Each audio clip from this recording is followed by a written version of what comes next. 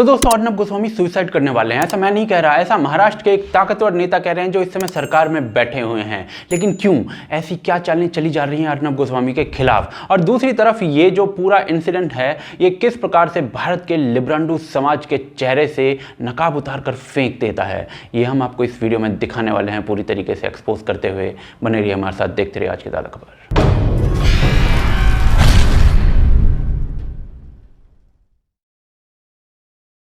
तो दोस्तों अभी एक स्टिंग ऑपरेशन हुआ जिसके अंदर राघवेंद्र शुक्ला, जो कि कांग्रेस पार्टी के लीडर है महाराष्ट्र के अंदर, वहां के स्पोक्स पर्सन है कांग्रेस के लिए, वो कहते हुए पाए गए कि रिपब्लिक चैनल को बंद होने से कोई नहीं रोक सकता। उसकी गंदगी को साफ करने के लिए एक पूरी स्पेशल टीम बना ली गई है। टीआरपी स्कैम केस जो है वो तो एक शुरुआत है, और अर्नब गोस्वामी को और बहुत सारे केसेस में ठिकाने लगाने की कोशिश की जाएगी, और पुलिस डिपार्टमेंट जो है वो सीधा सीधा उद्धव ठाकरे के इशारों पर काम कर रहा है। आगे इन भाई साहब ने कहा कि स्ट्रैटेजी जो है वो अर्नब को जेल पहुंचाने की है, इस चैनल को अब कोई नहीं बचा सकता। उद्धव जी ने एक टीम भी बना ली है ऑलरेडी काम करने के लिए इस चीज़ पर, और उन्हें इंस्ट्रक्शन दी गई हैं सीधी सीधी कि अर्नब को घेर लो और कोई काम नहीं है अब आपके पास, और वो टीम इस काम में लग भी गई है। आगे इन भाई साहब ने कहा कि भाई इस काम में ना बहुत सारे लोग ऑलरेडी लगे हुए हैं, लेकिन इसका जो मास्टरमाइंड है ना वो शरद पवार को इन्होंने बताया।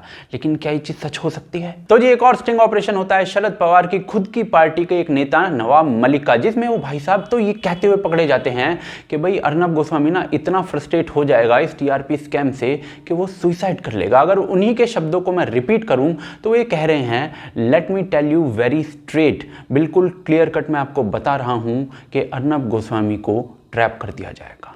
वो अपने हाथ से अपने आप को पागल, तो कभी तो मैं डर लग रहा है सुसाइड ना कर ले। सरकार का क्या कहना है? कुछ नहीं होता, टीआरपी में फंसी गया ना वो। सर बट बीएआरसी का जो अब सामने आया लेटर, उस लेटर में सर अगर आप टीआरपी अगर सब देख ले तो क्लियर कट होता हूँ तो फंस जाएगा, आपको क्लियर कट होना।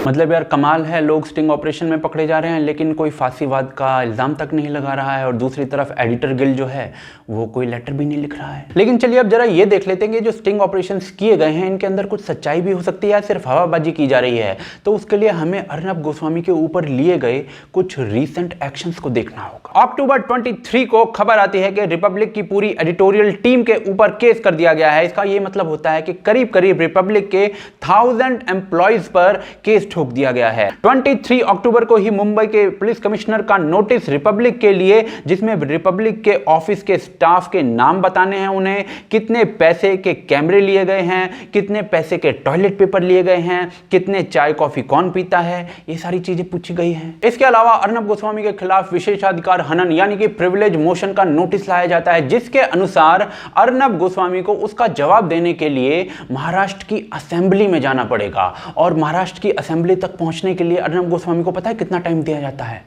सिर्फ 10 मिनट, यानी कि 10 मिनट के अंदर आपको महाराष्ट्र की असेंबली पहुंचना। भाई साहब महाराष्ट्र की असेंबली तो क्या मुंबई में 10 मीटर ना चला जाए, क्योंकि बीएमसी ने गड्ढे ही नहीं भर रखे हैं। और इसके अलावा महाराष्ट्र की सरकार जो है वो 10 लाख रुपए पर हियरिंग दे रही है कपिल सिब्बल को। क्यों? ताकि वो अर्नब गोस्वामी के खिलाफ जो ये केस है वो महाराष्ट्र सरकार की तरफ से लड़ सके। मतलब भाई वाह, ये बहुत बढ़िया बात है, सड़क के गड्ढे तो तुम भरो मत, लेकिन टैक्स पेयर के पैसे से कपिल सिब्बल की जेब जरूर भर दो। अब इन सारे एक्शन से ये बात साफ हो जाती है कि जो गवर्नमेंट है महाराष्ट्र की वो बेताल बनकर बैठ गई है अर्नब गोस्वामी के कंधों पर, और दूसरी तरफ जो स्टिंग ऑपरेशंस में कई बातें हैं ना वो काफी हद तक सच ही हैं, अदरवाइज 10 मिनट का टाइम कौन देता है। लेकिन अब सवाल यहां पर यह आ जाता है कि अगर गवर्नमेंट इस प्रकार का विच हंट कर भी रही है तो क्या गलत है? अगर अर्नब गोस्वामी ने कुछ गलत किया है तो उसे फंसना चाहिए, लेकिन सारा कैच ना यहीं पर आ जाता है, और उसे समझाने के लिए मुझे आपको पूरी स्टोरी समझानी पड़ेगी। 8 अक्टूबर को मुंबई के पुलिस कमिश्नर परमवीर सिंह, जो कि 26/11 यानी 26/11 के अटैक्स के दौरान अलिजिडली अपनी ड्यूटी को नहीं करते हुए पाए गए थे, उन्हें अपनी ड्यूटी याद आती है। वो एक प्रेस कॉन्फ्रेंस करते हैं और कहते हैं कि अर्नब गोस्वामी का चैनल रिपब्लिक जो है वो लोगों को 500 रुपए देकर कह रहा है कि हमारे चैनल को देखिए, और ऐसा उन्होंने एक एफआईआर के बेसिस पर कहा। अब जो लिब्रांडू महीनों सालों से भूखे बैठे हों उनके सामने आप मटर पनीर लाकर रख दोगे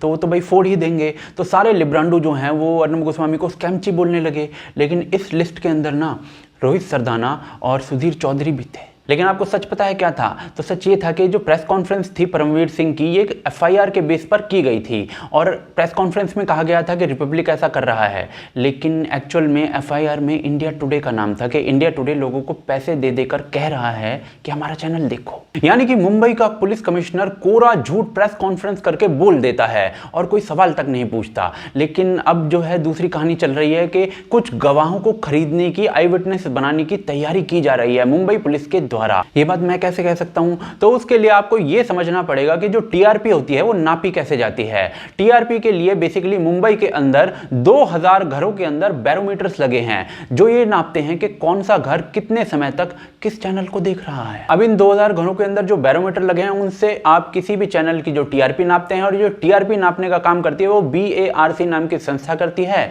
और किन किन घरों में बैरोमीटर लगाए गए हैं ना, ये कॉन्फिडेंशियल होता है। अब एक आई विटनेस के अकॉर्डिंग मुंबई पुलिस जो है ना वो कुछ गवाह तैयार कर रही है जिसमें उनसे कहा जा रहा है कि भाई आप लोग ना रिपब्लिक का नाम ले दीजिएगा, जबकि एफआईआर में तो इंडिया टुडे का नाम है। और ये जो एफआईआर है ना, ये बेसिकली हंसा रिसर्च नाम की एक संस्था ने लिखवाई थी जो बेसिकली BARC के लिए जो बैरोमीटर्स होते हैं उनको फिट करने का काम करती है। लेकिन अब इस केस का अंजाम क्या होने वाला है वो जरा देखते हैं। तो एनसीपी के जो नेता है नवाब मलिक, उनके स्टिंग ऑपरेशन में उनसे एक सवाल पूछा गया था कि भाई जो रिपब्लिक चैनल है उसका तो एफआईआर में नाम तक नहीं है।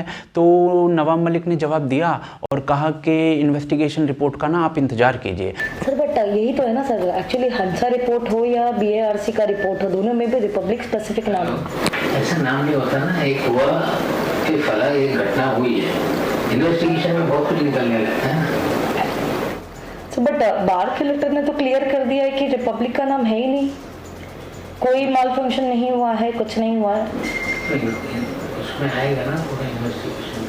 तो यहाँ से ये बात साफ हो जाती है कि भाई एफआईआर में चाहे किसी का भी नाम हो, रिपोर्ट में रिपब्लिक का ही नाम आने वाला है। लेकिन BARC जो है अपनी एक ईमेल में रिपब्लिक को एक्सप्लिसिटली ये कह चुका है कि भाई उनकी तरफ से कोई भी मैल प्रैक्टिस नहीं की गई है। पूरा तंत्र जो है वो रिपब्लिक के खिलाफ खड़ा हो गया है, लेकिन कोई भी फांसीवाद का आरोप ही नहीं लगा रहा है और इवन डिस्कशन तक नहीं कर रहा है। लेकिन सेंट्रल गवर्नमेंट के लिए कुछ इस प्रकार के बयान दिए जा रहे हैं इंटरनेशनल प्रेस इंस्टीट्यूट के द्वारा, या फिर कुछ जर्नलिस्ट जो हैं वो खुद ही बैठकर खुद को इंटिमिडेट किए जाने की बातें कर रहे हैं, या फिर कुछ इस प्रकार के डिस्कशंस जो हैं वो किए जा रहे हैं। और खास बात यह है कि ये सब जो हैं वो एक ही तबके वाले लोग हैं। लेकिन इससे भी खास बात यह है कि NDTV के ऊपर ICICI बैंक ने कुछ केस कर दिया था पैसे वैसे का, तो उसके बाद से यही गैंग जो है वो वेंडेटा चिल्ला रहा था। दूसरी तरफ जब उमर खालिद जो है वो दिल्ली दंगों को भड़काने के आरोप में पकड़ा गया है, तो भी यही गैंग जो है वो वेंडेटा चिल्ला रहा है।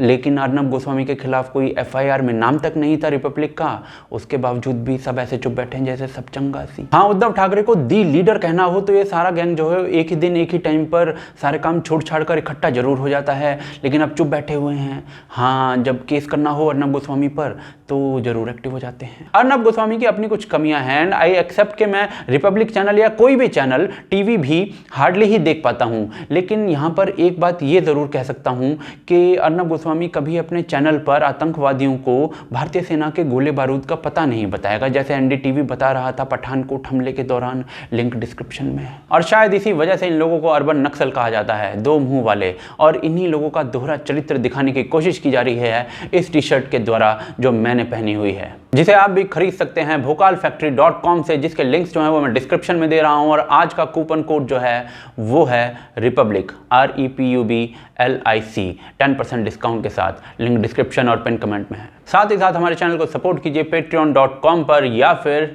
ज्वाइन बटन के थ्रू, दोनों के लिंक डिस्क्रिप्शन और पिन कमेंट के अंदर दिए गए हैं। आपका सपोर्ट इस चैनल को जीवित रखता है। आप देख रहे हैं आज की ताज़ा खबर। जय हिंद, जय भारत।